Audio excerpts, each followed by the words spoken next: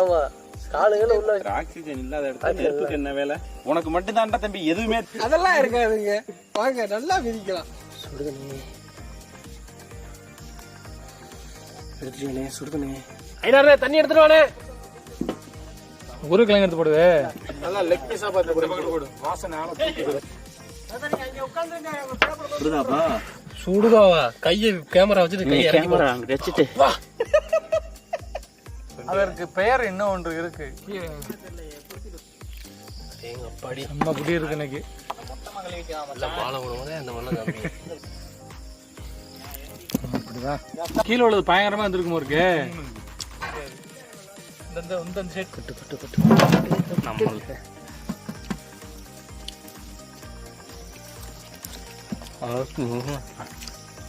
Catch பிடிச்சி ஆட்டாயா ஆத்தா பயங்கர டேஸ்ட் ஆத்தா. ஆமாம் அருமையாக வந்துருக்கு. சூப்பராக இருக்கு. ஆவு மாறு நல்லா இருக்குண்ணே. சாப்பிடுங்க ஆத்தா நல்லா சாப்பிடுங்க ஆத்தா. சாப்பிட்றதுக்கு எவ்வளோ இருக்குது மாப்பிள்ள.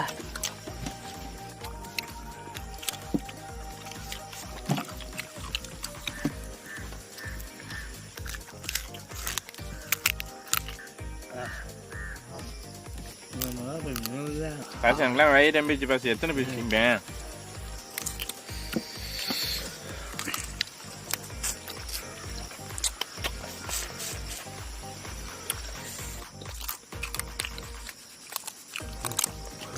உருளைக்கிழங்கு தாத்தா இது பூரா நான் தின்னது.